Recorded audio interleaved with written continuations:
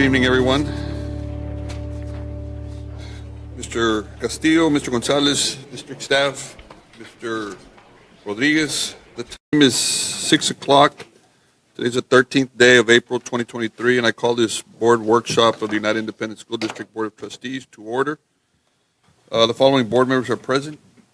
Ricardo Rodriguez, present. Frank Castillo, present. I'm Javier Montemayor. Let the record show that this workshop has been duly called and that notice of this workshop has been posted in accordance with the Texas Open Meetings Act.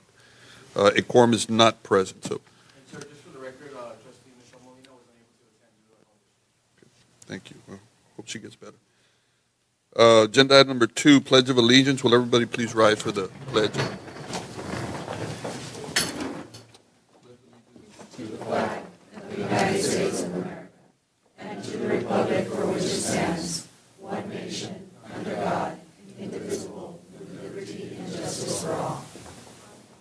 On the Texas flag, I pledge allegiance to thee, Texas, one state, under God, one and indivisible.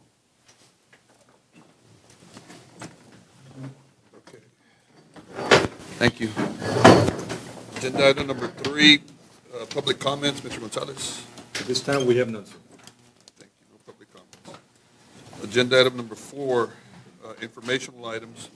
A, 2022-2023 Special Education Program Overview.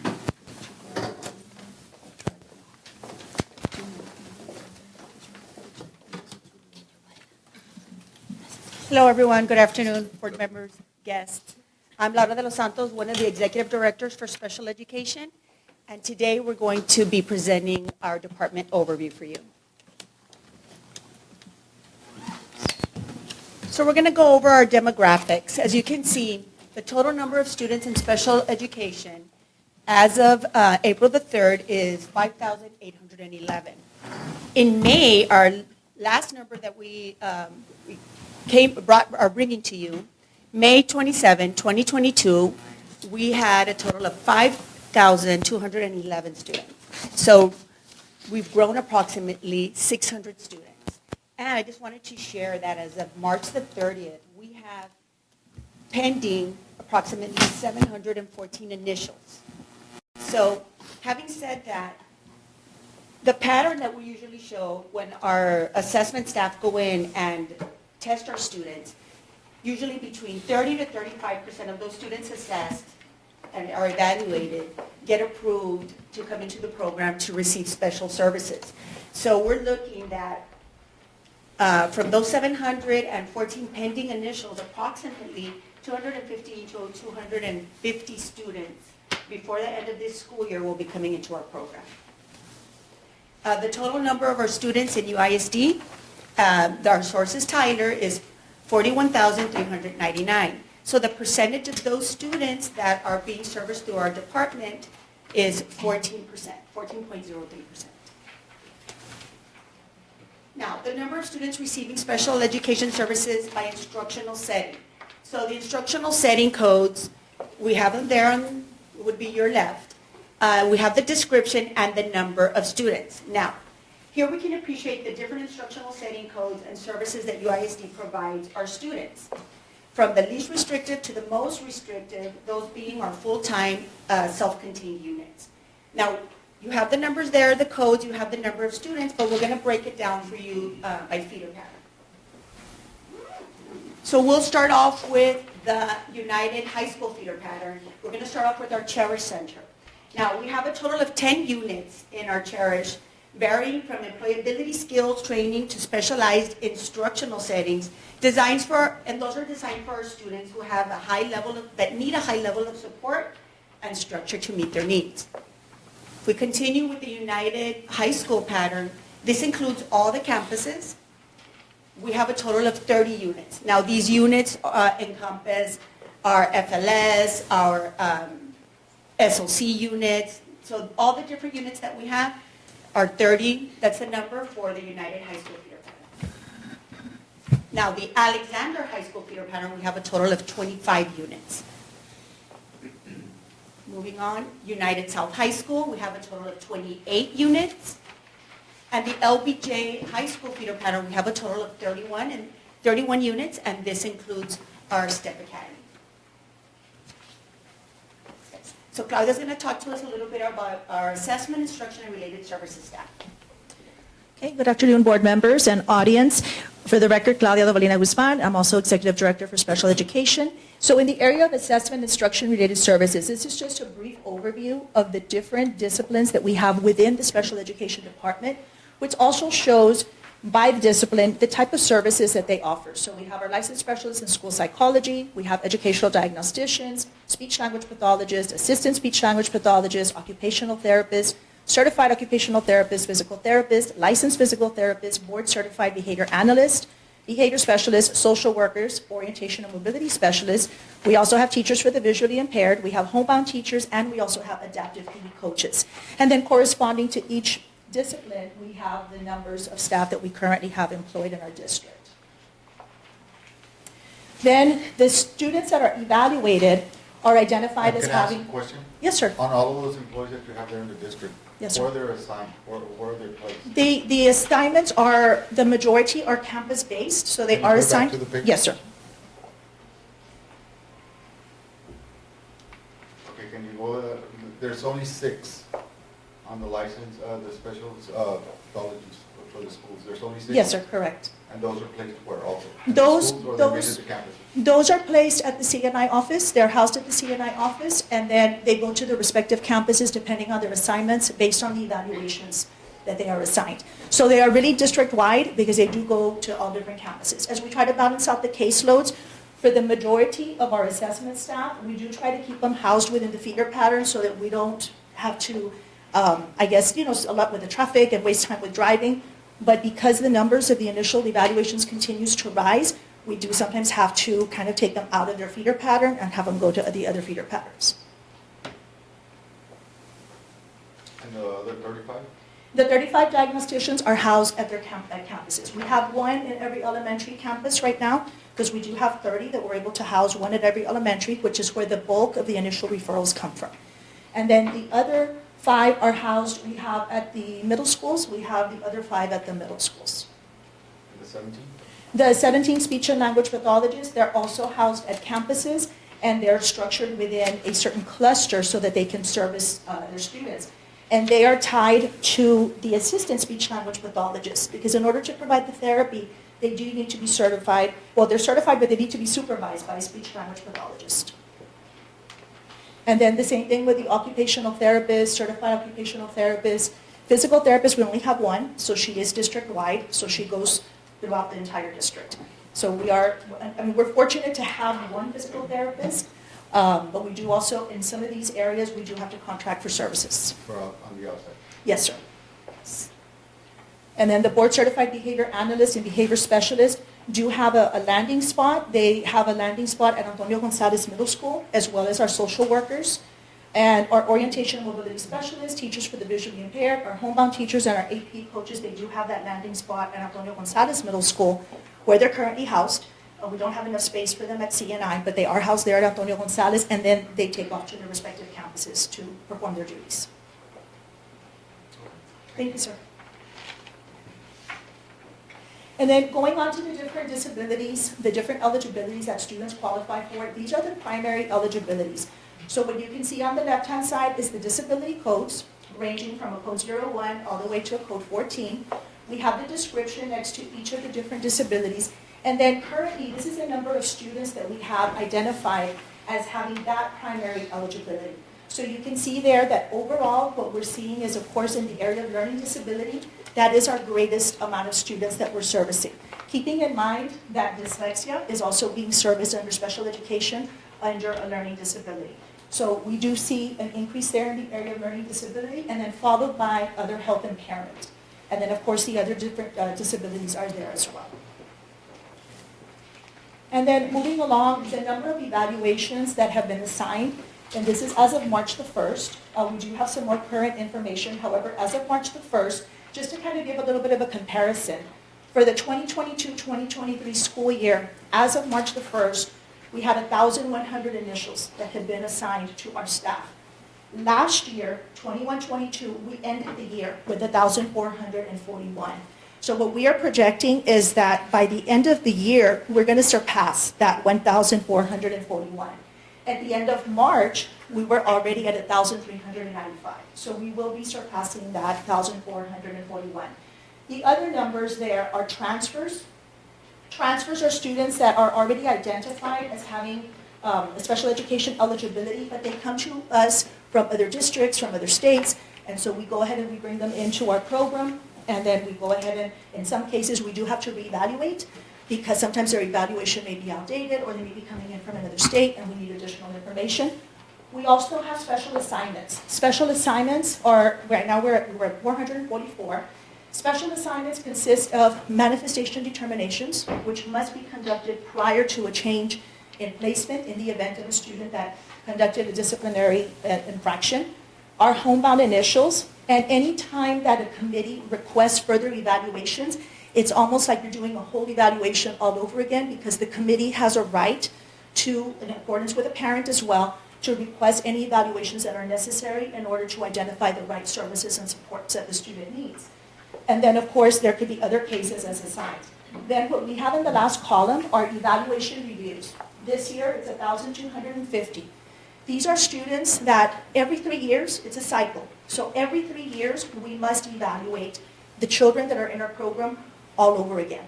They come to terms with a meeting, they have this meeting, and they go ahead and they take a look at where the student is at, and if necessary, additional evaluations take place. Sometimes the committee may respond and say, you know what, we don't need additional evaluations, we're okay, let's move forward, and that closes out that meeting. But we do have those evaluation reviews that take place throughout the school year, 1,250.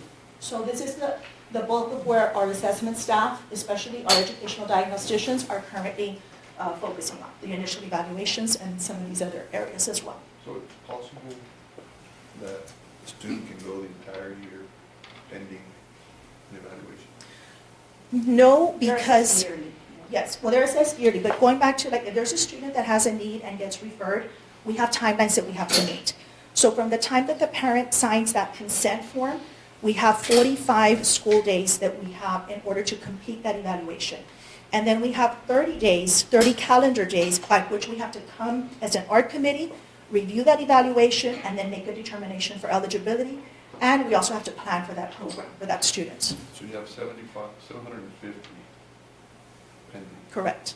Yeah, That's 714. So you have till the end of April to basically complete that. Well- We go into the summer. Yes, we continue into... Beyond the 45 days. Yes. We continue, well, the timeline, it's a very interesting timeline, that the way that it works is depending on when the consent is picked up, we do have until the end of June 30th to complete the evaluation. If a consent is picked up after April the 5th, what happens is that then it starts going into next school year. So how many evaluators, I guess? We have a total of 35 case managers. We do have 35 case managers. Or diagnosticians. Diagnosticians, yes, the diagnosticians. When you refer to the parent, is it a parent-driven request for an evaluation? Is it a voluntary, or is it based on what you see in the student by the educator, or is it, again, We a have parent? both. It could be Both. both. It could be a parent request or a campus request. Parent request, but you talked about consent, that's why Yes, I'm bringing that correct. back. Has to be a consent by the parent. Yes, sir. Regardless if it's a parent request or a campus request, there always has to be a parent consent. Exactly. Just want to be clear. Yes, yes, definitely. Yes, thank you. And then we just want to close with our mission statement. I think what we try to show is an overview of the department and the different areas that we do provide services in, and making sure that our students receive those services that they need. We are united in providing engaging and meaningful experiences so students achieve their full learning potential. I do have one last question. Yes. Regarding your instructional settings, I think it was one of the initial ones that you talked about, Yes. a little bit thrown out by no instructional setting, speech only. Yes, that Explain means, that. that means that the student was evaluated, and that assessment, the services that we're going to provide is speech only. So that means that it doesn't affect his setting in the classroom, so the student is in general ed. We're not pulling him out to a different setting. He does get speech therapy, whatever is recommended and that the ARD committee agrees to. So then it's sometimes 15 minutes, it's sometimes 30 minutes, whatever the ARD, the recommendation, and that the ARD committee agrees to. That student is pulled out for that amount of time, receives his services, and goes back into the classroom. But his instructional setting does not change. So that means that the student is in regular education classes the whole entire day. I guess I do have a second question regarding the quote-unquote special ed. Are they classified in a different way? Is it a special ed student? Yes. Yes, sir. But they only receive speech, yes, because they Yes. are special They're ed still students. under special ed umbrella. Yes, sir. And that's a great question, because that is something that we do create awareness and we do inform our parents. Oftentimes, when we have little children coming in, oftentimes parents are concerned with speech. And sometimes when they find out that the speech therapy is given under special education, there's a little bit of hesitation there Well, in my at experience, times. I've heard parents be careful with the label. Yes, That's why I'm asking how it works. So, yes. very well. Thank you. Yes, sir. Thank you. Thank you. Thank you all very much. Thank Thank you. you. Agenda item 4B, individual graduation committee presentation.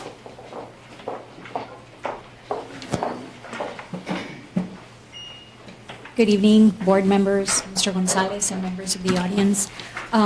This afternoon, I just want to give you some information on the individual graduation committee timeline that we will be using this year only. The individual graduation committee, which we know as IGCs, is a committee that every campus at the high school has, and it is for the purpose of graduating students that have not mastered all 5 EOC exams. So in order to qualify for this, you have to have passed at least 3 tests. Okay, so once you do that, then we can possibly graduate you as an IGC student, all right? In order to do that, the students will go through this IGC committee and they will be given a special project that they must complete so that they can show that they are meeting the requirements for graduation. So what you have right now before you is the timeline that we have presented to our campus administrators. We have an IGC administrator at every campus. And what we're going to do, because this year it's a different year, as many of you know, we have a new state test, right? It's been redesigned. And so the state still doesn't have like the exact passing standards that we're going to be using. And so because of that, we're going to receive scores on May the 22nd, all right? Which is kind of late, but we're going to work with that so that we can graduate as many students as we can through the IGC process. So what's going to happen is that on May 22nd, we'll receive what the state is calling early release guidance. And in those scores that they give us on that date, we're not going to have what we normally have, which would be students scoring at approaches, exactly, or scoring at meets. It's okay. You'll be able to see one right now. Ms. Casanova will show you an example of that.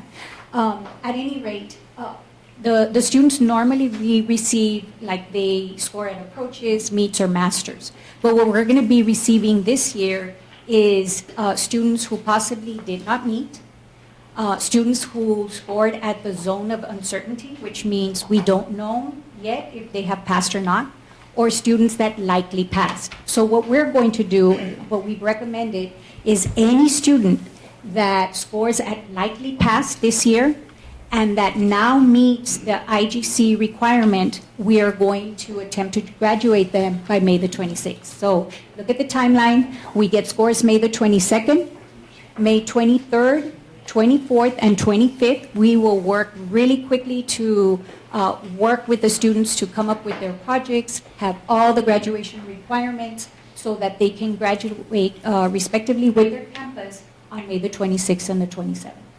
Okay? And all of this is done in an effort to graduate as many students as we possibly can. Students who do not meet the IGC requirements still have the opportunity to come to summer school and then graduate in August. It's also important to note that we're only looking at about 32 students right now district-wide. So most of them have already met their end of course criteria, or they've already met IGC by passing 3. So this is the last 32 that we're looking at to provide some support. Questions? All right, Thank you so much. C, 2023 A through F accountability refresh updates. Good evening, board members, Mr. Gonzalez, and members of the audience. My name is Cristina Cabello. I'm the Executive Director for Instructional Accountability.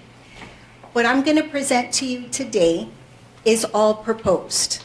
So this is for the 2023 school year.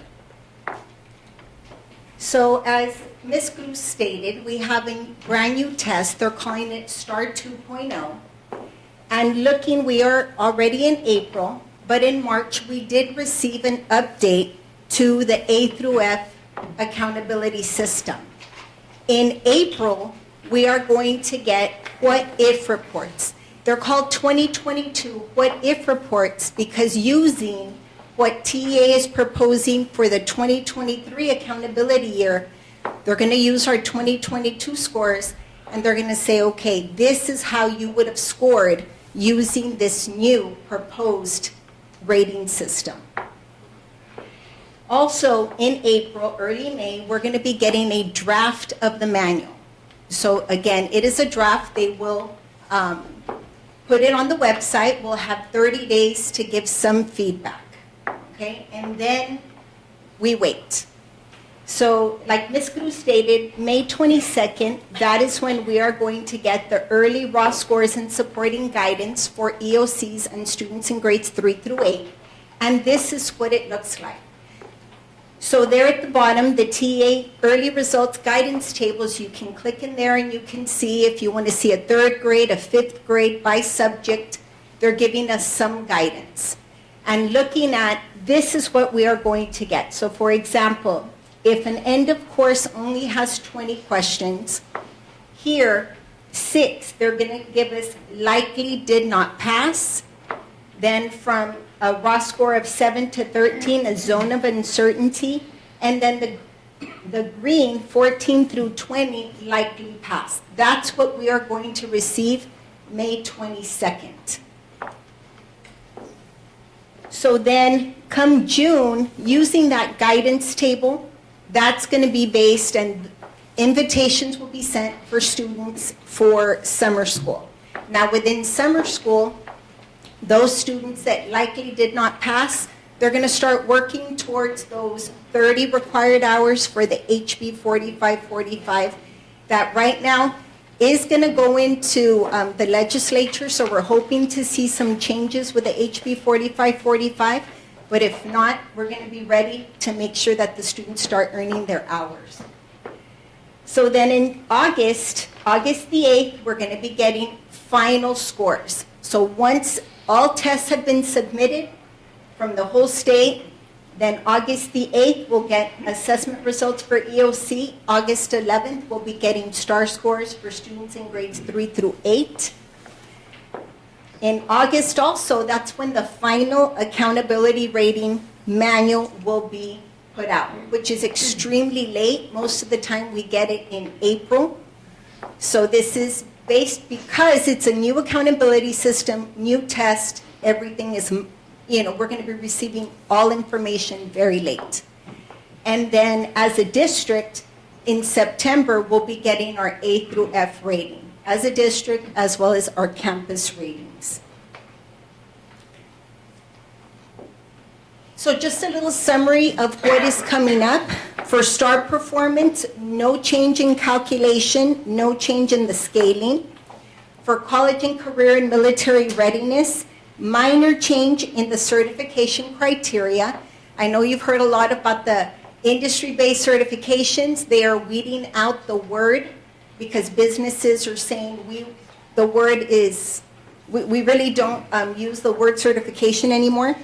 But there is a huge change in CCMR going from a 60%, which equated to an A, now it's going up 28 percentage points, that an 88 will equate to an A.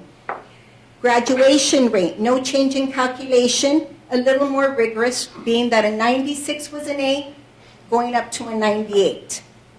academic growth, you can see there's a smiley face there. A lot of opportunities for our students to show growth from last year to this year, so we're excited about that.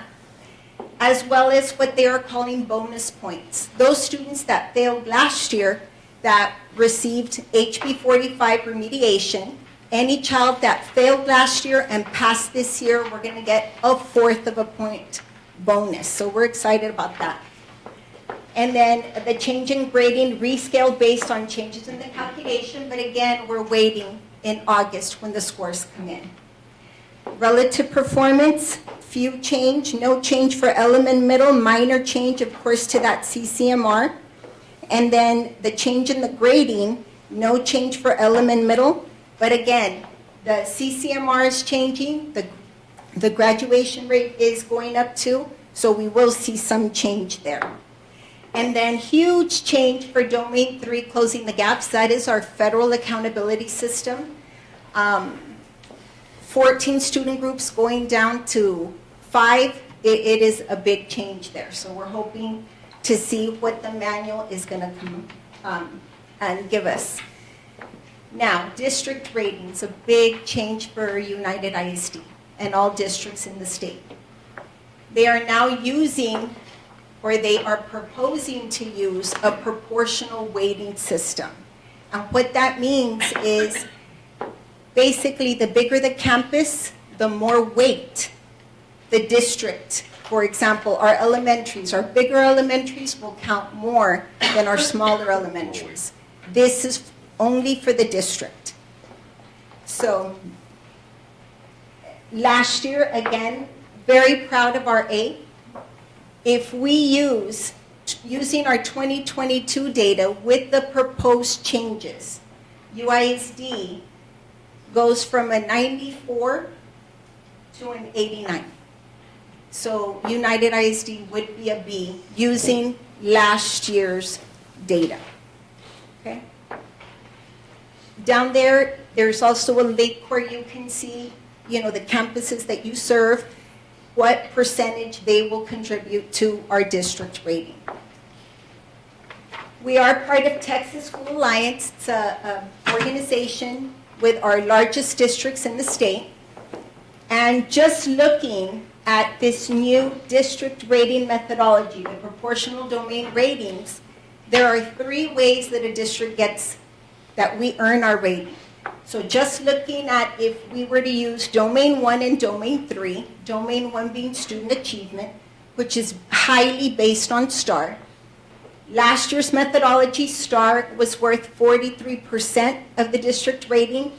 Now, STAR would be 75% of our district rating. CCMR, college and career military readiness, high schools getting ready. That is what we strive to get our children ready post high school. It go from a 37 to a 15%. And this is why we're in the business of educating our students and graduating them with post-secondary skills. EL proficiency is TELPAS, that will remain the same, 3%. Our grad rate would go from a 17%, again, district rating, to 7%. And as you know, in the past, United ISD, we are extremely proud. We've always outscored the district, all districts, our region, and our state. And the nation. And our nation. So this is really gonna hurt us here. Maybe optimistic. Let's hope not. Let's hope not, But is this a recommendation of the Alliance, the school Alliance? No, this is based on what they're proposing with what came out in March. This is the proportion. Yes. Somebody studied that, and that's Keith Haffey. Haffey. Keith Haffey. Could he be wrong? What's so sad was that CCMR, what we learned yesterday is now they have a 3rd version of how to calculate. No, they don't have one way of calculating, they have 3 now. Now 3, So that I've they're never seen that. proposing. But they're proposing. Again, everything that we're showing you is proposed. Nothing is final until August, when the manual will be published. And the reason, TSA, we are voicing together our opinions, and we're letting TSA know, they know our data as well. Because this is, again, we've become now using this proportionality, we're focusing more on a test than we are focusing on graduating post-secondary ready students. And that's our business, right? We want to make sure our students are ready for our community, for our state, for our nation, to be able to be ready with all of those skills that they need. But now the way that they're looking at this new proportionality, then the focus comes back to STAR instead of, graduation rates and college and career military readiness. I will share with you yesterday's meeting, we had individuals there that had been up since 3 in the morning, because that's how long there were no chambers at the Capitol. And a lot of parents, specifically special ed, voicing their concerns with getting more finances to our school districts. So we're happy we're part of this coalition, and we want to continue being part of it to get the best information for us. Well, whatever comes will come. Yes, sir. Yes, we'll be ready. Be ready. Yes, thank you. Thank you. D, notice of grant applications that may be submitted on behalf of the district. Good evening, board members. My name is Dr. Lee Landick, I'm Director of Grants Administration.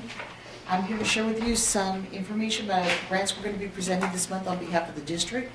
We're working on Project Aware, and the purpose is to partner with SCAN, Region 1, TEA, and Health and Human Services to foster mental health awareness and resiliency among youth and their families.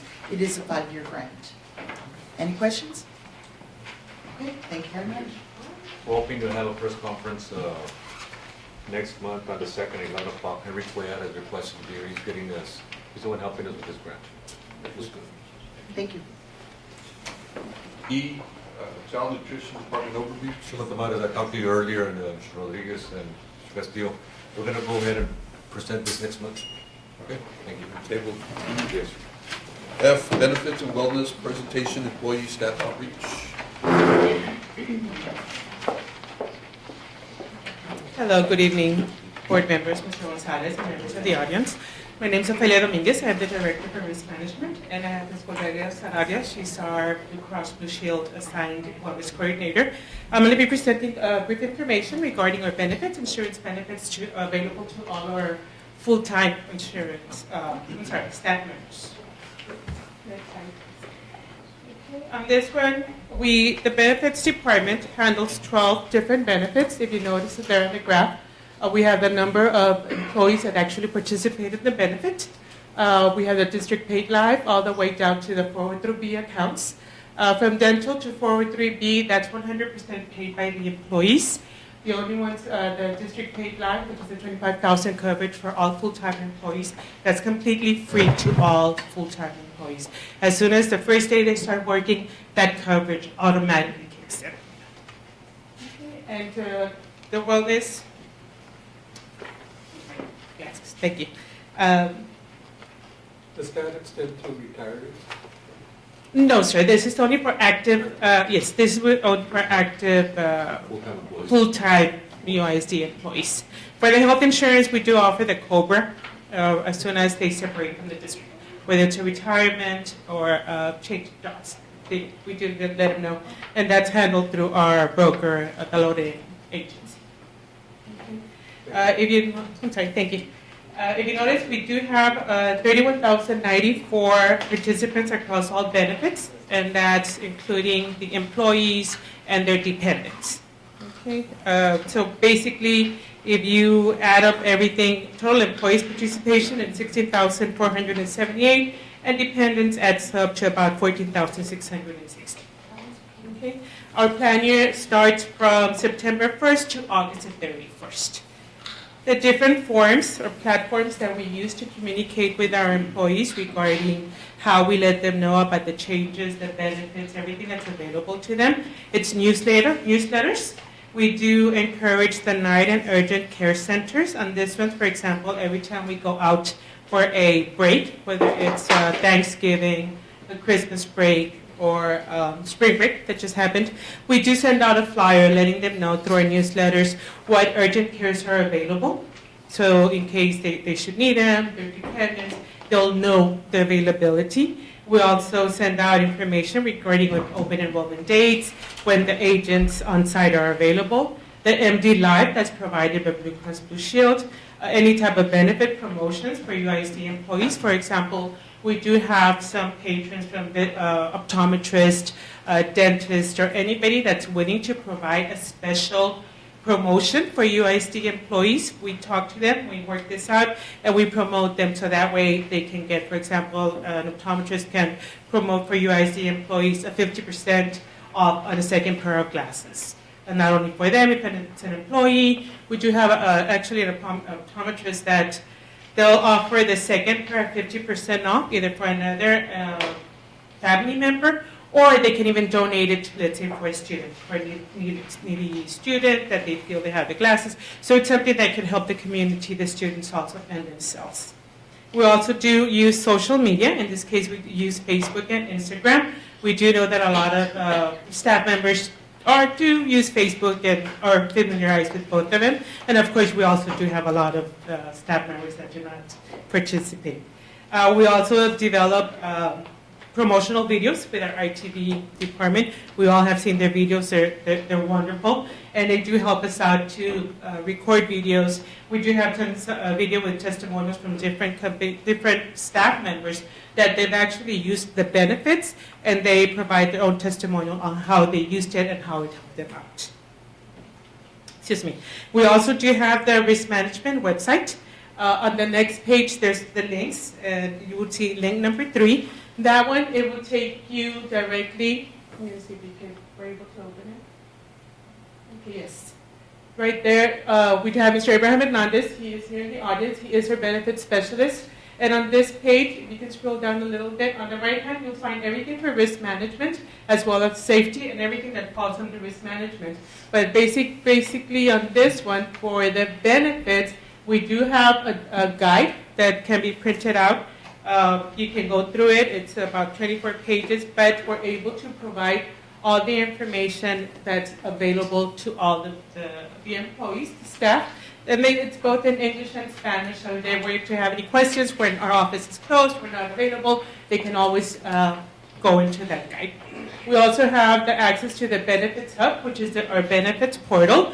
That portal, it's used since 2016, was the first time we started using it, and we've been using it up to date. We're proud to say that UISD was the first one to implement that here, and it's been used either employees that have been here since 2016, new employees. That's the only portal that we use. We don't use any paper-based anymore.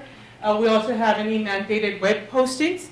We have the health plans available, dental, vision, if they would need the 800 number, the contact information for the companies. If they click on those things, they'll be able to go into that. We also have information regarding TRS.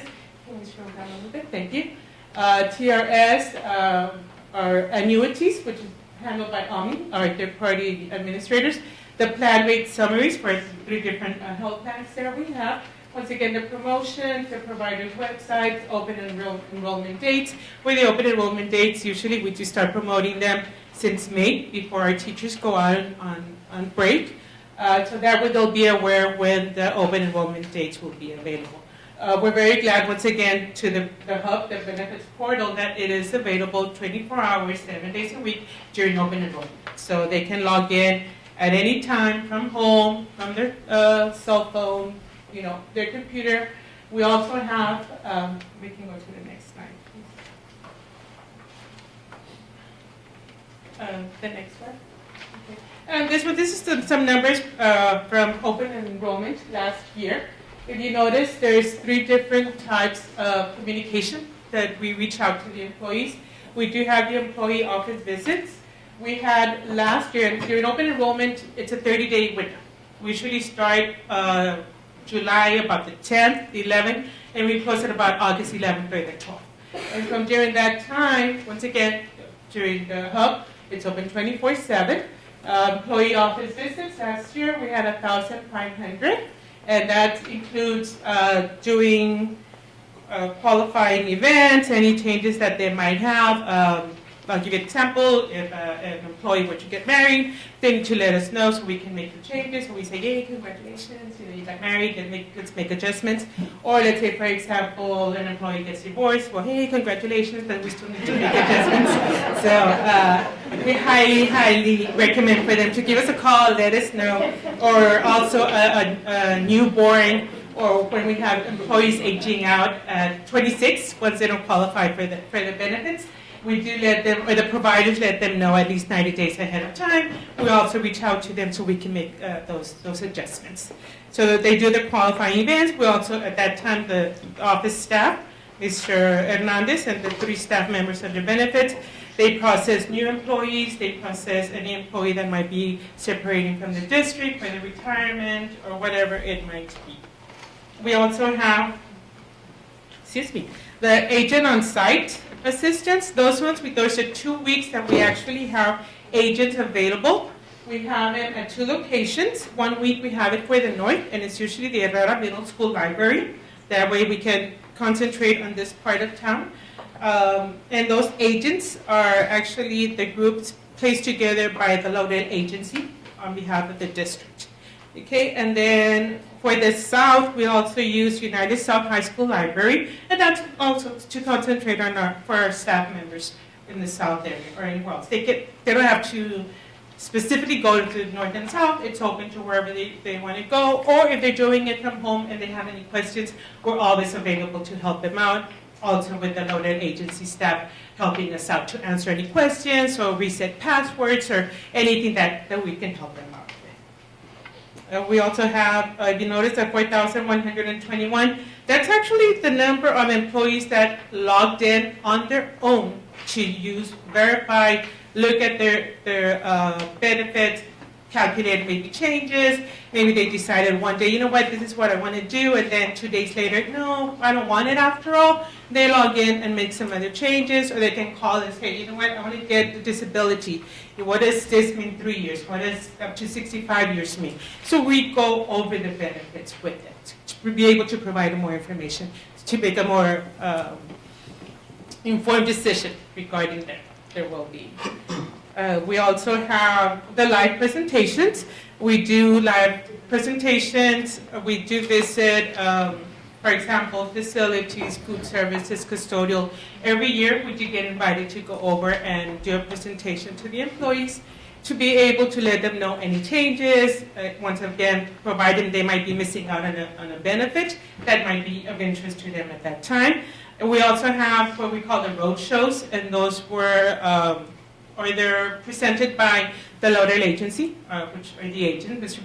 Robert Laudel, Mr. Blas Martinez, and Ms. Tina Cerda. That one we do offer it out. We open it up to all campuses, departments that would like just specific visit from them. We can do that. We're doing very well with that. Unfortunately, during COVID, we had to stop since we closed everything else. But we're trying to promote this again, and we are going to start promoting it again. We do highly recommend, give us an hour at least, so we can make sure employees know what's available for them, or what the district is offering to them. Okay. And this is for benefits. I'm sorry. Now, Mrs. Cordelia Sarabia, she's our wellness coordinator. She'll be recognize Robert Laudel was here. Yes, I'm sorry. Yes, we do have Mr. Robert Laudel. He is our broker. He is attending with us here and we welcome you, sir. Thank you so much for all your help and always being there for us. We do thank you for that. Now, Ms. Cordelia Sarabia, she'll be presenting regarding the wellness. The Wellness Committee actually started in 2018, and Ms. Sarabia joined us in May of 2022, which was last year, and she'll be able to provide you more information regarding the wellness program, how much we've accomplished, and what's available for everybody out there. Just very briefly, just for the record, Trustee Aguilar is in attendance, so there is a quorum of board members, and this meeting should be called to order. Thank you. Hi, thank you. Cordy Sarabia for the record. And I just want to go ahead and start with a quick overview of the Employee Wellness Program. We provided the program statement, and don't worry, I'm not going to read it to you all, but we did include it just for your reference, and we really just want to stress that this program is for all employees, regardless of insurance affiliation. We wanted to go ahead and have our employees engage We want them to engage, and we want them to be empowered to take a proactive approach into their health and wellness. This program statement was created to solidify, along with data, and really drive that purpose behind our program and the initiatives that we propose. It is free, again, it is for everybody, and it does consist of health and wellness activities throughout the year. Now, the manner in which we relay these activities and these available resources and tools is through our dedicated communications. First, being our newsletters, as Ms. Dominguez mentioned, we do send out Wellness Wednesday newsletters bi-weekly. When we have additional information to share, we send them out either in our Mindful Mondays or our Feel Good Friday editions. This school year alone, we've shared a combined 65 newsletters, announcements, and flyers, and that's just from the Employee Wellness Program, but we do include, as Ms. Dominguez mentioned, those benefit flyers and components as well. The majority, if not all of these newsletters and flyers have been translated into Spanish as well. Our wellness champions, those are employees who have been nominated or have volunteered to help disseminate information at the department and or the campus level. The requests have simply been to post flyers in visible spots where the employees can see them. We've also requested maybe to slip in an announcement that could be made over the announcements over the PA system. So we've had really good feedback on that. For social media, in addition to the social media announcements Ms. Dominguez mentioned, Employee Wellness Program, we do have an active and private Facebook and Instagram group that we started this academic school year. For our on-site presentations, again, this academic year we've engaged in 34 presentations, reaching over 3,000 employees. This is again at the department and the campus level. And at these presentations, we also give out different, whether it's educational, health education information, we give out Blue Cross Blue Shield of Texas flyers, posters, we have pocket pals, we have pamphlets of health information. So we try to take those with us and give those out during those on-site presentations. For video announcements, there are some videos from Blue Cross Blue Shield that we share, and we typically do this through a link on the newsletter as well. We do have them posted, some of them on the website too. Some topics have been like smoking cessation, for example. One of the more recent one was colorectal screening, cancer screenings. Some are in the form of podcasts, and then a few of them have been created internally through ITV as well. And then lastly, our website, it has been updated and redesigned. Here on the website, you can find archived newsletters, you can find archived videos, you can also find helpful links, tools, and resources. A couple of examples would be the Blue Access for Members portal or the MD Live registration page. Thank you. The area of focus for our communications are Blue Cross Blue Shield resources and tools. I've mentioned some of them, but a couple of others besides MD Live would be like the Provider Finder with the cost estimator, the fitness program through Blue Cross Blue Shield, Well on Target, and OVIA. For our health awareness information, we base and plan the majority of that around our National Health Observance Calendar. So for example, in October, it's Breast Cancer Awareness Month. We would typically share facts, information on breast cancer. For the healthy, and we do that month by month, and we try to, of course, align it with different resources and tools available through Blue Cross Blue Shield. For healthy living tips and information, those are the more day-to-day tips, like maybe how to reduce stress, how to incorporate more movement into your day. And then lastly, the community and partner resources and opportunities. That's where we share local health and fitness related events that are taking place in our city. One example would be the City of Laredo Health Department does host and have several times a year a diabetes empowerment education program.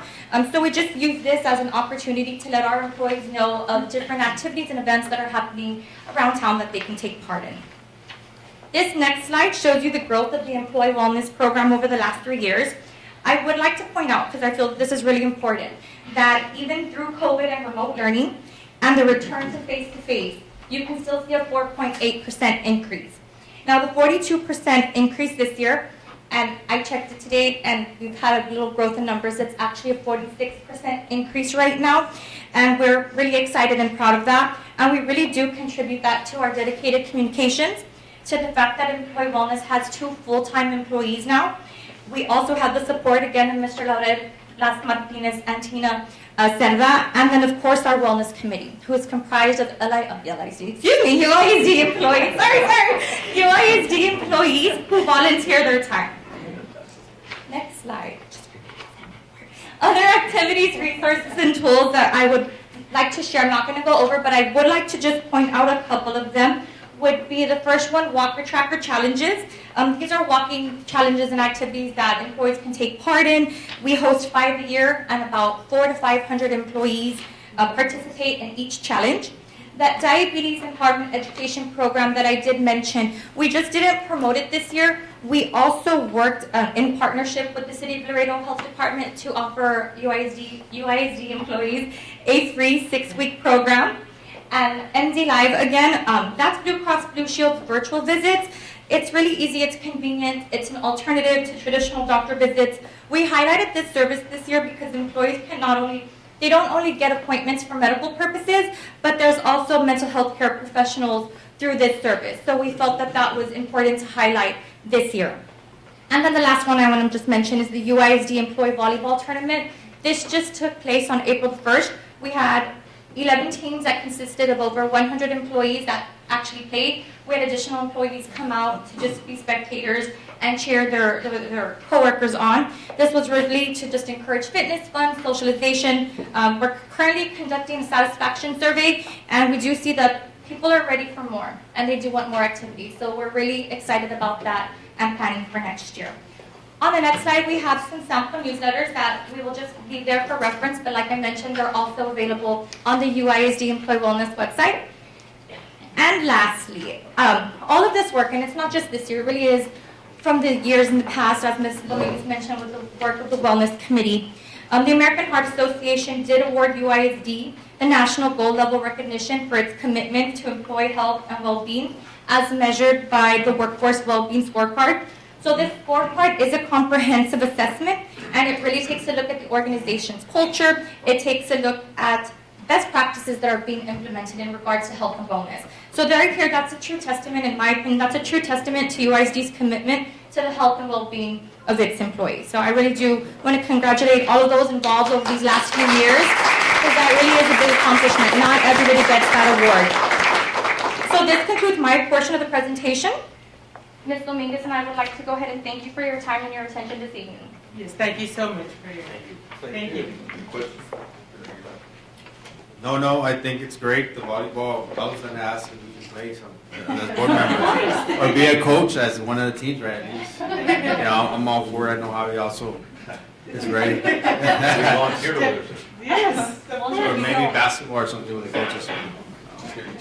Thank you so much. We do take feedback. Any more questions? The only thing I'll add is that sometimes as board members, we don't really hear all the good things. We hear a lot of the comments, negative or complaints. I'd ask that I'm going to reach out to the schools in my district and see about setting up, presentations for them. And it's great to hear this on our end, but I think the ones that need to hear this are the staff members, the ones who take part in the program. And it's one of our biggest expenses. It's one of our biggest costs. We're always trying to tackle cost control measures. And so I'd really like for the staff at the campuses, at the facilities to, hear what we just heard. And that way they'll know that it's out there, that there's options and that there's other things that they can do besides, going to emergency rooms or what other options that are out there. So that's what I'll do, and I'll contact Mr. David to set that up. Thank you so much. That would be so appreciative. Thank you. Okay. G, budget updates, 2023, 2024. Yes, I really like that we left that on a good note, because now here's a bad note. No, it isn't. But I did give you an information item just to share with you what the district's been doing the past month on budget process. We opened the online registration. It opened on Monday, April 3rd. Right now, we're at about 18% of our students have already registered. We're going to push that. We're going to have a campaign for that. We also have, and under the direction of Ms. Rebecca Morales, we have a pre-K enrollment fair this Saturday at Nye Elementary. I think we're hoping that it'll be a good turnout, and it's because we're going to open full day pre-K to the north campuses, so that's to prepare for next year. We've been holding budget planning meetings with the CI department and the Human Resource Department for campus staffing needs. We already met with elementary principals, we already met with middle school, and this week, working with Mel Cruz, she was sharing with her staff the staffing numbers. For high school. For high schools, yes, sorry. And then next Monday, SAM staff is going to provide budget trainings for campuses and departments. So we're all kind of moving together. There's a note there about portable buildings. We have already moved 2 portable buildings to Veterans Elementary. It's just to prepare. I don't know if you've been in that area of LBJ. There's a lot of growth. It's just, if we don't use them, we'll lock them, but at least if she has staff that doesn't need to be in the classroom, she can put them out there and keep the kids inside. But there's quite a bit of growth in that area. And then on this end of town, we're putting 2 portables at San Isidro Elementary. It's going to be a tight fit. We're going to put them in there. Again, if she doesn't need them, we'll lock them. But I don't know if y'all have been out there to that area. It is exploding. It is, I think there's an area a little north from there, about 1,900 housing permits. Not going to happen all at once, but they're coming. Like it's coming, I don't know who's buying, I don't know who's having babies. But anyway. I'm hoping, right, that will help us. The area of Springfield in San Isidro also has a lot of residents. Right, so in working with the planning department, we'll be looking at, how we can balance, but I know San Isidro just opened a couple of years ago, just like Veterans, but it's kind of like one end to the other, and so. An apartment complex here on International. And an apartment, yes, so we're going to keep an eye on that. So we just wanted to prepare, so just to let you know. Where would they be going, to Malakoff? The Eagles, I think it's called, right next to Springfield. Anything west of McPherson. Part of that goes to Malakoff, and then there's a section close to 35 that comes over to Charlton Elementary. I would be interested to know how the population is being affected at Malakoff because of those residents. We could start looking at those numbers. The planning department is, yes. Very good. And then I'm going to have a presentation a real quick presentation. I promise not to take too long. But the reason you don't have a copy of this, because things are moving every day at the Capitol. So we're going to try to give you the latest that we know, right? And this has been our theme of the knowns and the unknowns. We know what we are, we know how many kids we think we're going to have, and we know current law formulas. It's the unknowns that we're keeping a close eye on. So the current law formulas, there's a new law that would give us a little bit more money. The current basic allotment is $61.60. There is a House bill on the House right now. It got approved by the House. Now they have to convince the senators, right? They want to give us $62.50 in 23-24 and $6,300 in 24-25. And then they want to do an inflation adjustment not until 26-27. I really don't know how that's going to work. TA's never given us an inflation adjustment, but at least it's on the table. So we're excited about that. Now, this bill would require that 50% of the gain that we get from these increases would have to go to teacher salaries. The current law, which is in black, was at 30%. So if we do get this money, Sam and his staff start calculating how much more money that is, the gain, and then 50% of that would have to be dedicated to teacher salaries. Teachers, nurses, counselors, there's a list of employees. And then the golden penny yield, that's a current law issue. We're seeing that they're going to allow us to do 6 pennies, where currently we can only do 5. Just to let you know, right now, because of what happened in August in this area, the governor claimed Webb County a disaster. I don't know if you remember that storm, or we did have a couple of our schools affected by the kind of flooding water. And the Dallas area, the governor claimed a declaration of disaster for our county as well. So we would be able to qualify for disaster pennies, but those are things that we're looking at to see if that would benefit us or not. And then current law formula, remember we talked about how everybody wants to go from average daily attendance to actual enrollment. Well, they're actually thinking about it, but they would move enrollment-based funding not until 24-25. So 23-24 would be current law the way attendance is still very important, and so we would have to be doing the same kind of things we're doing right now. Then the next slide shows current law formulas. They've always had a mandated minimum salary schedule for teachers. I have to tell you, United ISD has always been way above the minimum salary schedule. And so we looked at the salary schedule that they're proposing, and again, we compared it even to our current schedule, without raises in it, that we are still above in every step. So we're okay there. It'll be probably your smaller school districts that would have to bump up their teacher salaries, but they also are going to have some kind of grant for them to kind of help with those salary increases. The current law right now is the maximum compressed rate. They don't let you grow by more than 2.5%. We think that rule's still going to stay. They haven't been talking about changing it. What it does is it sets the ceiling for our district's M&O tax rate. We think they're going to do some modifications to this, but we don't have specifics yet. Every day things change at the Capitol. So the unknowns, this is the scary part. Right now, the Senate, we know that the Senate and the House both want to give property tax relief, but the Senate has their own version of how to give this tax relief. They want to give the homestead exemption. Right now, it's at $40,000. I'm sure some of y'all got your appraisal. Yeah, okay. No relief. Yeah. So right now, the state homestead exemption is $40,000. The Senate wants to increase it to $70,000. So if you think about it, that helps homeowners, right? They also want to lower the amount of taxes that we can have in the M&O, which is they want to adjust by 7 pennies. These bills by themselves will cost about $16.5 billion in tax relief. Sam, the next one. The House on the other side, they just want to do 15-cent compression, right? Like they want us to bring down our M&O tax rate, but they want to give all properties a 5% appraisal cap.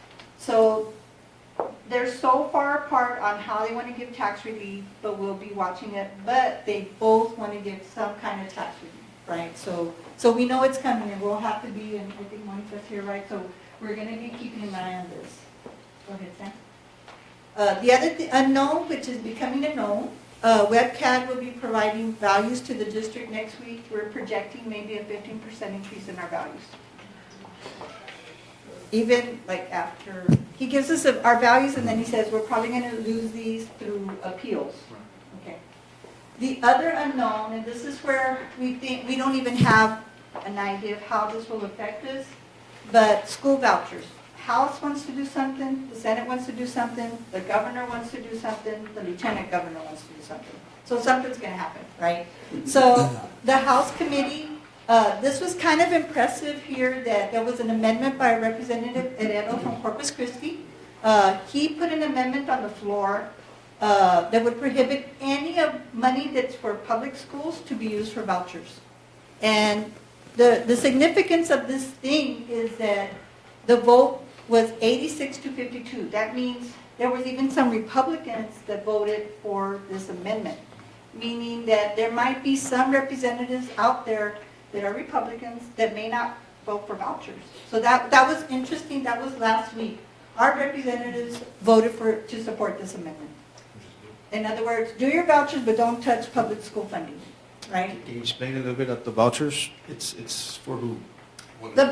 So there's a bill for the House that says they're going to create these education savings accounts for any parent who wants to take a student that's in a public school right now to a private school. And in this case, like this is one bill where we saw an amount that's about $10,725. So we don't know the mechanics of it, if they give the parent the $10,725 or they got a bill, like the private school bills the state. So this is the things we're seeing that are similar in both school vouchers. This one wants to use Foundation School Fund money, which is really for us, and it's for eligible students who attended public school in the prior year. So it's for our students right now if they decide to go to private school next year, or they're entering kindergarten. And so the little asterisk I have there is that the impact on United ISD is that we could lose students to private schools. And we I don't lose think revenue. I don't think our current private schools can handle 38,000 kids or have the programs for high school right now. But I think as a public school and that Texas School Alliance people that we belong to, the way we're feeling is that you can do your vouchers, but you better make these people as accountable as we are. You saw Ms. Lessa, Ms. Cabello's accountability presentation. We would want them to expect those kind of things from the private schools if they're going to be giving them money. So the Senate vouchers are kind of the same. This one gives $8,000 per year, but it targets the same kids. It says students who were enrolled in the public school system for 90% of the prior year, meaning attendance-wise they were here the whole time, right? Or who are entering school grades pre-K or K would qualify for these vouchers. And again, the impact to us would be that we could possibly lose some students. That's why we're going to keep a close eye on online registration. Are our kids coming back? Are our kids coming back? I don't know how our parents are going to react when this gets finalized, but we'll get an idea in June. If some of our parents are asking us questions, you know, what about the vouchers? So we're going to do a strong campaign about Texas public schools, about our public school, about United and what we offer. All the programs we have, magnets, early college, extracurricular. So we're working on a campaign. So the unknown, number 3, is the proposed state budget is in limbo right now. You've got the House doing their own thing, and you have the Senate doing their own thing. But what we do know is that they both want property tax cut relief. We don't know how it's going to happen. The House has a bill for Texas public funding, which is about $5 billion, and those were the current law stuff that I was showing you about the basic allotment. And the last point is that the governor and lieutenant governor strongly support school vouchers. And so if it doesn't pass, we think the governor will probably call a special session in June and probably hijack. Is that a proper word to say? Yeah, that was pretty much talked about yesterday. To leverage The something school else. funding. Yeah. You know, he'll probably say, look, I'm not going to let you pass school funding unless you give me vouchers. And so That was a that's big how. That's a big message that we heard Right, yesterday. right. Very So we're in limbo right now.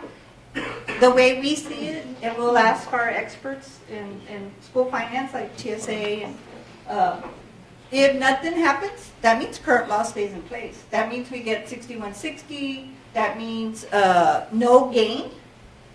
You know, that you calculate teachers' compensation. You know, current law doesn't have any changes to it. Doesn't have more money in it, and so that's what could happen. And that's why I'm saying the bad news, but. But would you say if the voucher bills do pass, it's going to have a big impact on the other bills of finance? I mean, that's the way, that's what we're looking at it. Yeah, we could lose students. I mean, when they're dangling, 10,000 or 8,000, take your students to a private school. We're not saying that's a parent's choice, that's what they want to do, but we don't know the mechanics of it. But that's the impact that we can see, that we possibly could lose some students. And by to losing private students, we lose revenue, right? We used to be. Yeah, lose revenue. yeah. The student goes, the funding goes, yes, yeah. But that's- Before, that's also- the funding used to stay, right? Yeah, What kind of- yeah, if a child chose to go to a private school, we just wouldn't get funding for that child.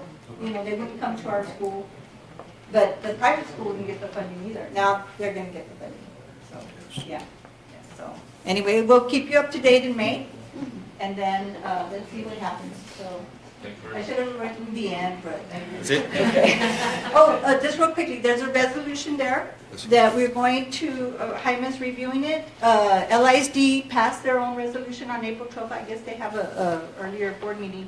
But this resolution is just to show our support, for different things that they're doing up at the state. Just look at it, consider it. We'll put it in as an action item for next week. So, okay, thank you. Thank you, Ben. H, discussion regarding Troutman International Park.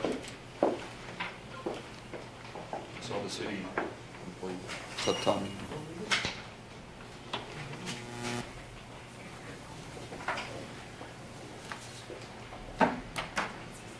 Mr. Ramirez. Good afternoon, everybody. My name is Tommy Ramirez. I'm representing Coach Gomez, our director at Parks and Recreation. Anita Stanley is here here as well, our other assistant director. And we're just happy that Board Member Castillo is bringing this I to... apologize beforehand. If I had known you had been there, I would have asked that you do this item earlier, but I wasn't That's not a advised. problem, sir. I've actually enjoyed the presentations. I think everybody's done a great job. Okay, good. You're invited to the next one. Walk out of here. More informed. So, so we're here to relay our message to you that we are wanting to proceed with this opportunity of joining into an MOU with United ISD for the use of Troutman Park. We are very interested, yes, sir. Okay. I don't know if you want me to add anything else. I know that it's a very well located park. It's well protected. You guys have done a really good job with it. And obviously, it would be for public use for our community, and it would only be after hours, after school hours, of course, and hopefully on the weekends as well. But I know that that's something that we can sit down and we can work out. I talked to Dr. King, Okay? who was, I guess, spearheading this idea. Yes, sir. We had also met some time ago with Vanessa Perez, and Dr. Martinez, when he was sitting on the Yes, sir. council. They were also interested. Little history, the county had at one time, when John Bruce was here, the district had given the property over to the county to use as a park, and we were supposed to partner with United to do this. Things didn't work out very well. We were able to secure that land back, and it's a very good piece of land. We believe so. Primarily for expansion purposes. Troutman Middle School is one of the only schools in my district that does not have, actually with the entire district, that does not have a field house. And so that's an idea. Down the road, I just kind of want to put some context into this. I'm in favor of them using it, as long as we have in the discussion security, addressing security concerns, because it's in between the elementary school and the middle school. I think we have it open from 5 to 10 right now. I've asked our staff to do just kind of a security review of that area. But the kids are using it right now there's a pavilion style, chito, if you will, there outside with the cement slab. And our kids are lacking in basketball practice facilities, volleyball practice facilities, flag football practice facilities. That is where we have severe need for our kids. If we can work something out in that part to address some of those, because that's what from 5 to 10, you really have a lot of kids out there practicing basketball, practicing flag football, little league, and so that if we can use that park for something like that, I think would be very beneficial to the kids here, and any other land that we can use to work with the city. I think that would be And we're open to those suggestions as well. I know we have walking trails and things like that. There is a walking trail around it, yes, sir. Yeah, but, I'd like the 5 to 10. I think it helps our security measures there. I think if we can work out the plan to help the kids use as a practice facility. Thank you. I really like, go ahead. Sorry, no, go ahead.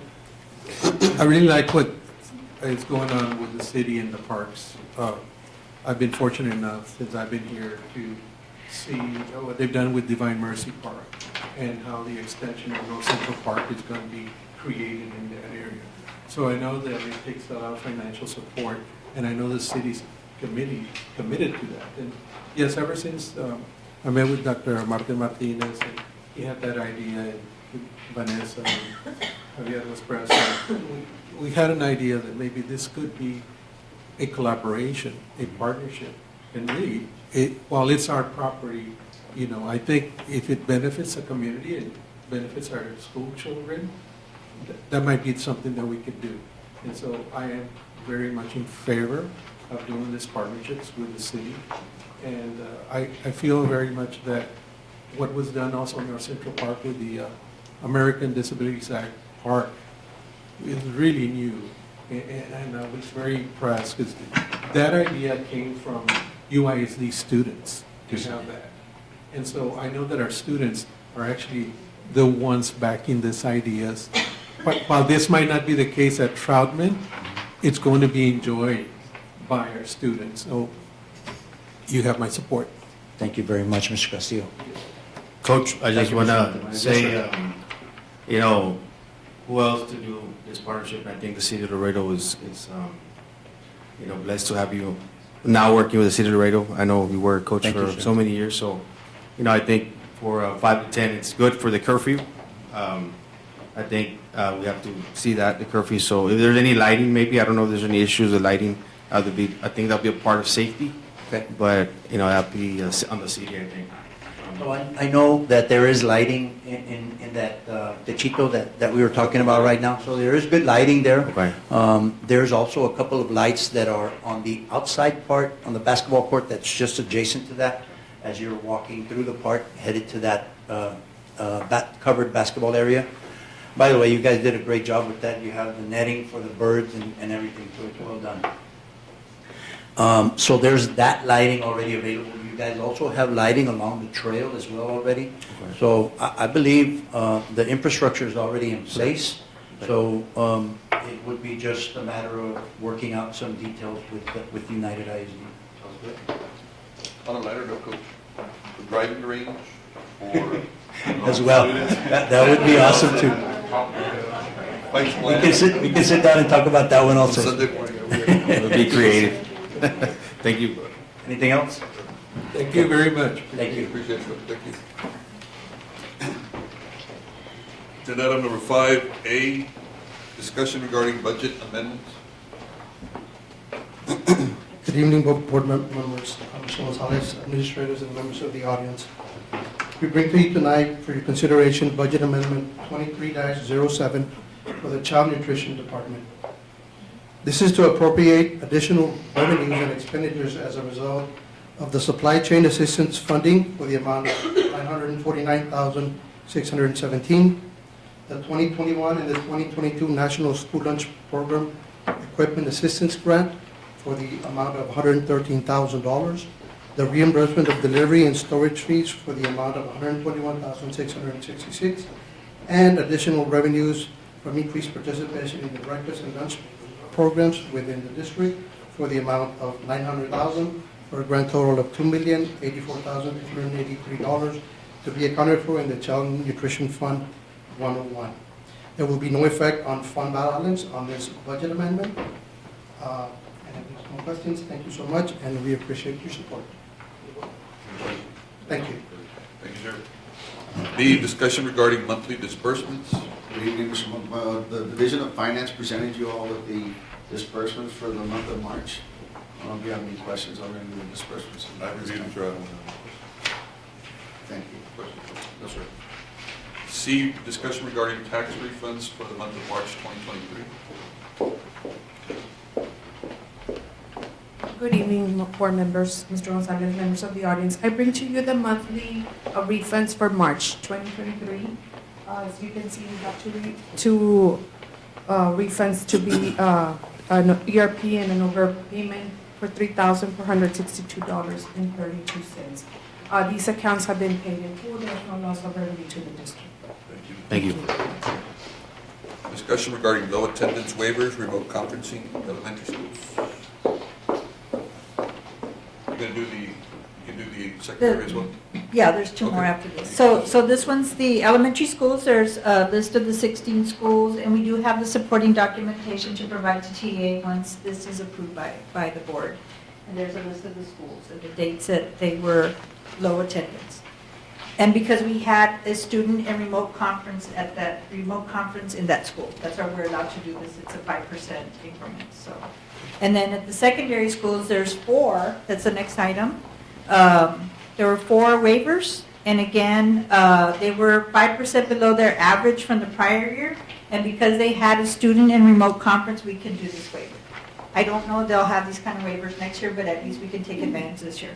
And the last waiver is for Washington Middle School. They had a safety issue on March 3rd. It was more like a safety scare. And so we have the article from LMT, and we have the KGNS News. So that's our supporting documentation. And they were more than 10% off their prior year attendance rate. So those are the three different items. Any questions? No, sir. Thank you. G, discussion regarding possible revisions to the 2023-2024 academic calendar as well. Yes, good evening, Mr. Castillo, Mr. Montemayor, Mr. Aguilar, Mr. Gonzalez, members of the audience, Rebecca Morales, Assistant Superintendent for Administration and Policies. We bring to you a change in our calendar, a proposal to change our calendar. This is a current calendar as it stands. Right now, for the coming school year, we have a professional development day on the 16th and a holiday on the 19th of February. We're looking at the month of February. We were just notified last week. This is for next school year. Yes, 2024. We were just notified early last week that WBCA has changed their dates for next year for our youth parade. And typically, we always have the youth parade, or we always have a professional development day, student holiday, the day after the youth parade. As you know, our students sometimes are there until 11 o'clock at night. So they're moving the date of the youth parade next year to the 22nd. So our proposal would be to move that day of the 16th to the 23rd. Have we approved this calendar? This calendar was already approved by you all in December, so we're bringing to you proposed changes. Yes. So yes, we already have the calendar ready. It's already been posted on our website, but we feel that, again, because the date of the youth parade has changed and a lot of our schools do participate in the youth parade, we do have a lot of students that do participate, we are recommending the change. You're going to track the parade and the carnival. That's what we're going to do. Right. You're going to have the Friday off and the Monday off. Right. So the youth parade will be at the 24th? The Saturday? The grand parade will be the 24th. Sorry. Mhm. Okay. The grand parade will be the 24th. Now, we're not changing the Monday, since Monday, the 19th, is President's Day. So a lot of our parents already have President's Day off. So we're suggesting we keep it that way and not do the 22nd and the 26th, because then we would really inconvenience our parents to have to take the 26th off when a lot of families already have the. It would only be the Friday. It would just move down 1 week, the 16th to the 23rd, for your consideration. So the training day would be the 23rd? Correct. Instead of the 16th? Correct. And that's the major revision? That's the only change that we are proposing, yes. I had a question. Yes. When you pick the calendar, is it true like the teachers vote on it? Like on what they want and how you get to this calendar? Yes. Okay. Yes, the campuses do receive, there is a calendar committee that comes together, and it's made up of teachers, actually, from different parts of the district. It's a committee. That committee proposes two options. Then the entire district votes. We do send the ballots out to the campuses. The campus administrators have their employees, not just the teachers, their employees, have the opportunity to vote on the different options, and this was actually the option that was proposed. That's awesome. It was adopted by you all back in December, and like we said, we feel very comfortable with the calendar as it stands. However, we do want to propose that change just so that our students have that opportunity to participate and be able to have the following day off. We would still work, it would still be an employee work day. It doesn't change the days. You see the days at the top, the 19 and the 20, it's 19 days for students in the month of February and 20 days for employees. Yes. That would stay the same. Let me know, when is the first class day in August of this year? The 15th. This coming school year, the first day would be the 15th. Now, the employees start on what? The employees would start on the 7th, and our new teacher orientation, you see the pink days there, that is for our new teachers, On the 3-day new teacher Is orientation. that a change from last year? The start It was a date? little bit earlier. Because I did bring that up to But- Mrs. Les. But the question, I'm sorry, the question that you had was on contract days. Correct. But like our contracts, that for example, if there are 226 contract days, we begin the new contract the first week of July. So July 3rd is when our new contract comes in, and that's been the same always, our contract. Yeah, the question I had was from an employee saying they're changing the summer time off.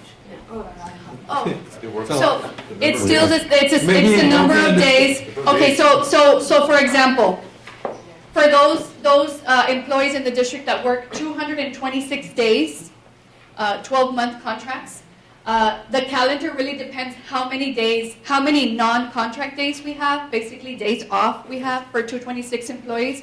So the more days off that you get throughout the year, the less non-contract days that we have, those of us that work 226 days. So we've had years where we don't have that many days off throughout the year, so we'll have 10 non-contract days. This year, we only have 6 with this calendar. But again, this calendar is not intended for those of us that are not at the campus. We're trying to help our teachers and our students have the time that they need, throughout the year to be successful and have the breaks where we feel, and they felt, obviously, because they voted on this calendar, that they needed these days throughout the year, to just, regroup and have their time to take a break and come back, right? Students and our employees as well. So that is why. So we still have the same number of days that we work, but now the days off are in the year and not in the summer. That are contracted 226 days, do they get the same amount of vacation time or annual leave? I'm not sure what y'all call it. We just work 226 days, and the days have to be from July 1st through Do June. they get the same amount of days off? Every for year? Any employee? Not at any employee, because we work more days. So for example, a teacher works 187 days, so they obviously get more days off than a person who has to work 226. An employee that has to work 226 days. Does that make sense? We still get... This question that they brought to you was... It just depends on... It threw me off. It just depends on the number of days that we have to work. On our contract, we have to work 226 days. And that's what you stick. So since we're having more days off during the year, because this is the calendar that was approved during the school year, not in the summer, we only get 6 days off this coming. Next summer, we'll only have 6 days off. No Super Bowl day? No Super Bowl days, no. That happened 1 year, I think. Right? I was a principal at that time. That only happened 1 year, and it never happened again. No, thank you very much, Ms. Thank you. Morales. Thank you, ma'am. All right. Discussion regarding the disposition of salvage equipment. Mr. Montemayor, just real briefly, this item is also in conjunction with item O. Okay, so we'll call O, discussion regarding a resolution approving of the donation of a golf cart in accordance with board policy. Yes, sir. Good evening, Mr. Castillo, Mr. Montemayor, Mr. Aguilar, Superintendent Gonzalez, and members of the audience. Hector Cavazos, Director of Fixed Assets. And like Mr. Garcia stated, yes, we are combining item 5A with item 5O. This was a disposal of a salvage golf cart that was ready for disposal, and subsequently, Webb County Sheriff's Office requested it as a donation. So that's hence why we're doing the combination of the 2 items for the regular board meeting with a transfer fee of $1. When you say it was disposal, it was a disposal property? Yes, sir. It was salvage and unusable. It's been, there for a long time. Middle schools or the other big schools. Finish your... Yes, sir. So therefore, when we go before the board meeting next week, we'll combine it into one item. Technically, what happened was that the resolution was updated to include the particular details of this golf cart. I guess it's on for next week? Yes, sir. You're not asking for action right now? No, sir. Just for discussion and possible action next week. Just understand the district is donating a cart to the sheriff's office for $1. Yes, sir. And it's a disposal? A disposal fee, transfer fee. We've done this before in the past with other types of equipment, and it goes through a resolution. Is it like a salvage? Yes, sir. It's salvage. It has been deemed unusable and unserviceable to the district. Can we have pictures? Do you say that it's a request from the sheriff's office? What do you say? Yes, sir. So it came from them? Yes, sir. Thank you. Talk about it next week. Yeah. Thank you. Okay. Got discussion regarding CSP as a method of procurement for the replacement of air conditioning chiller units at John B. Alexander High School and Liberty Place. Good evening, board members, Superintendent Gonzalez. For the record, Cordelia Jackson. So the next 2 agenda items are very similar. It's anytime we're going to do any construction method, we have to bring before you what method we're going to utilize. So there's 2 projects that are going to be done. They're both very similar in nature, so I'll take them together. And therefore, HVAC upgrades, sorry. Therefore, replacement of air conditioning and chillers, one is at Alexander High School and Lyndon B. Johnson. The other one is at United South High School and Lyndon B. Johnson. And the reason we have two is because this is going through the SECO loans, which we have a cap of $3 million. So we had to do them in two separate projects. Any questions on the method? Yes, so it's just really the method. We'll come back and bring the project for your approval at a later date. K, discussion regarding recommendation to the board approval for CSP 2022-040 HVAC equipment replacement at Centennial, Cuella, and Nye Elementary Schools. Just a question on the method. That goes for all of them, right? Yes, sir. So I would ask, just because I'm new at this, so I don't know if you can. So the method of procurement, our default method is job order contract. So whenever we have any small rehabilitation or renovation project, we can use job order contract. So that's our default method, Yes. where we hire an engineer, architect, depending on the dollar amount. Plans and specs are created, and then that only gets bid out to our approved job order contract vendors, which Yes. the board has approved through a CSP, and right now we have a list of about 6 approved job order contract vendors that are done. Okay. When we have bigger projects, we can either bring before you to do one of the other procurement methods, which can be a traditional bid, a request for a competitive sealed proposal, a design build project, construction manager at risk. And so we meet together with our construction department, and competitive sealed proposal for these projects is, the best method of procurement, deemed as the best method of procurement for these projects. So It's pretty much the same as. the method, when they do the proposal, it's sealed? It's sealed, and all of them, even the job order contracts are sealed, but those are done more at our level. It's only if they're over 500,000 do we bring them to you for approval. Okay. So this is the same method. Architect or engineer is hired, they develop plans and specs, they go out into the street, they have time to put their bids together. Then any contractor can bid, and a committee is formed to evaluate the responses, and then the most qualified respondent is brought to you for approval. Okay, so just 500,000 more would be to the board? Okay. For job order, yes. Okay. Thank you for the information. No problem. The next Why those schools only? Is that Those are a the- breakdown? do you Did they want break? to- Probably based on the need of the requirement. Did they break down the chiller units, or are you replacing them, or? Are we addressing, which They're one? asking for the The competitive chiller sealed units at proposal. LBJ and. Okay. He's asking why those schools. Why those? Based on the need, I would imagine, right? I was just trying to find out which part of the agenda we were in. Good evening, my name is Manuel Menchaca. Regarding to your question, Mr. Castillo, the deal here was the fact that we went ahead and there were several constraints that the loan also entailed. The age of the chillers was one, so what we went ahead and did is we went ahead and looked at all the chillers for the high schools only. And in this case, like for instance, United High School did not qualify because of the fact that the age of the chillers were considered new and did not qualify. We went ahead and we looked at it. Out of the whole high schools that we have 21 chillers. Out of those 21 chillers, 11 of these went ahead and qualified. And that is what we're actually going ahead on these 2 loans. The first loan is for 5 chillers. This is the reason why it says Alexander High School and LBJ. And then the second one is for United South High School and LBJ, which is for 6 chillers. So we're talking about a full replacement. What's going to happen to the old unit then? You remove it? Yes, we will be removing You sell it. it? What do you throw it away, or what do you do? As of right now, yeah, it will be discarded. The main reason for this right here is the fact that the state of Texas, the SECO office, what they're trying to do is the fact that we will be installing more energy efficient units, and the savings that the district will have from energy will be how the district will be paying for this replacement of chillers. That is the thought in mind. So what they're trying to do is they're trying to go ahead and put more energy efficient units so that in this case it'll displace these units also. And also, I think this district will save money through the long term. Oh, no, definitely, yes. So- Yeah. Okay.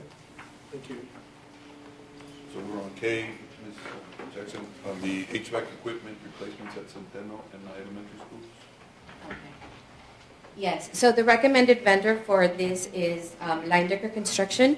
The amount of, it's for an amount of $666,000, which includes a $40,000 contingency. That's for action next week? That's for action next week, yes. Okay, is that any questions? For which one? For K? On K, letter K? No, I think, to me, that they're kind of like they said, they do their analysis through their team and stuff like that. On the equipment, I understand completely how it works, like, it's needed, or if the district is liable because they need to replace it, for liability purposes, it needs to be changed. But, I think we have a good team. I do not know, I'm learning the process. I thank you for the information and just see if the board approves next week. I'm going to be up here while there's a couple more. L, discussion regarding recommendation to the Board of Trustees for CSP competitive seals proposal. Yes, this is for a building. 2023 various build renovations at Ruiz Elementary School. The recommended vendor for this project is Quantum Corporation. The amount is $727,880, and this includes an $80,000 contingency allowance. That's item L. Yes, that's letter L. Building renovation. M, discussion regarding recommendation to the Board of Trustees approval of CSP 001-2023 plumbing fixture upgrades for water bottle filling stations at UIT campuses district-wide. The recommended vendor for this CSP is Midas Construction LLC, and the contract amount is $706,800, which includes a $50,000 contingency.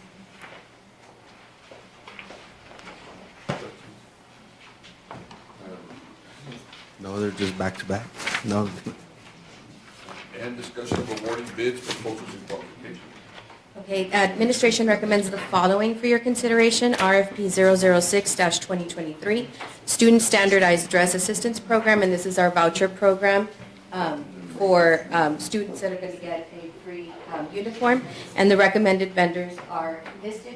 Sam, can you put the summary? Yeah, I just, what item are we on? Yeah, can you just put the summary Yeah. recommendations? There we go. And so those are the vendors listed that would be supplying the uniforms to our students. RFP 005-2023, this is building maintenance, repairs, and alterations district-wide, and those are the vendors listed that we would be utilizing. RFQ, and this is a request for qualification, 002-2023. This is our geotechnical engineering services for any projects that require that service, and our most qualified vendor is Terracon Consultants. We listed a secondary vendor, which is Rabba Kistner, because our consultant, our professional consultant contract, we negotiate a rate. So we hire them based on their experience, and then we try to negotiate a cost for the project. If we can't reach an agreement, we want to have a secondary vendor to be able to go to if we can't reach an agreement with the primary and most qualified. So you don't have to rebid. So that, no. So that we don't have to come back and we don't delay. Vendors For geotechnical engineering services for any district-wide projects. Geotechnical would be like, So, Mr. Gunhead, do you want to talk? Because we have Yes, sir. different Just- engineering services. We have about 5 different. Okay. And we use them for depending on the type of project.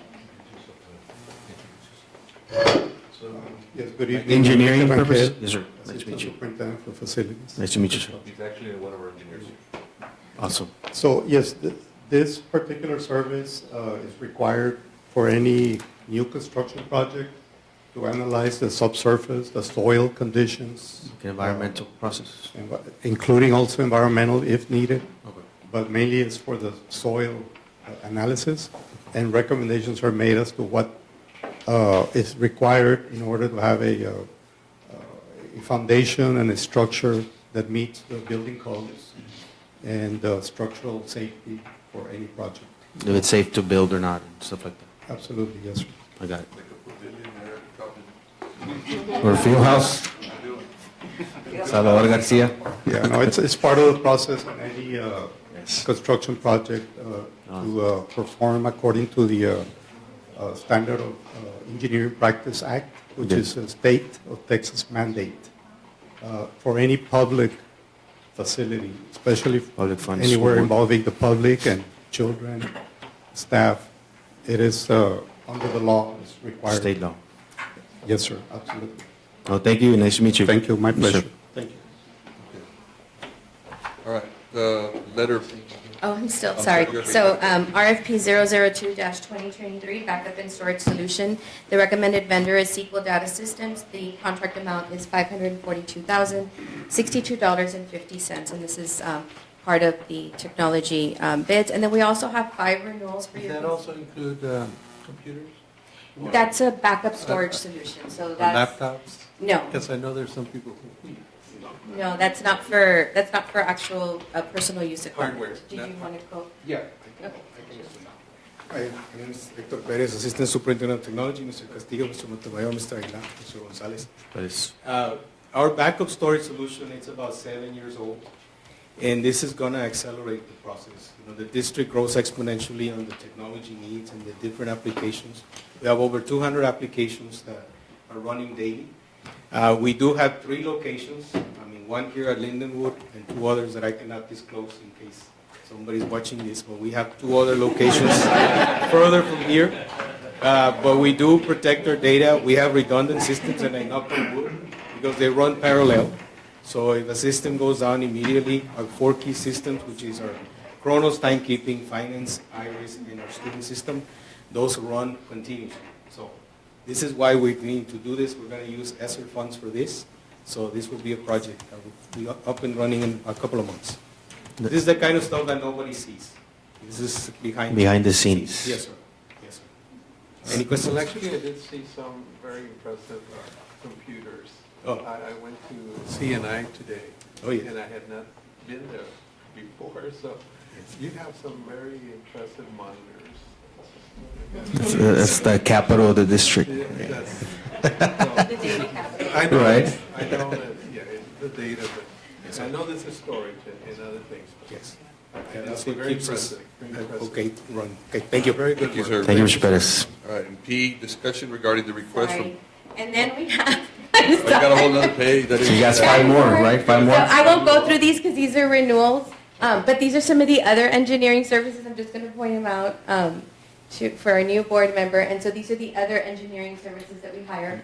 Those are actual renewals, so we're going with the same companies that we did last year. And usually we try to do that for continuity because projects kind of overlap in different years. So, Perfect. thank you. I'm done. Thank you. All right, now P, discussion regarding requests from board members in reference to the use of discretionary funds for various projects and tasks. Mr. Montemayor, Mr. Castillo, Mr. Aguilar, Mr. Gonzalez, members of the audience, Mike Gatsa, Associate Superintendent. In addition to what's in your packet for the discretionary funds already requested, we had 2 new ones that came in that will be a part of the board packet. Just for information, it's United South High School requester, Ms. Barrera, principal, on behalf of Javier Montemayor. It's to assist with the swim team with the banquet expenses for a total of $725. And then for the Health Services Department requester, Ms. Irene Rosales, Director, on behalf of Mr. Castillo. It's to purchase medical backpacks for the nursing staff for nurses celebration, and a total of $3,500. All right. No, sir. Thank you. No. Motion to adjourn. So moved. Thank you, everybody, for joining us. I thank our board members for hanging out with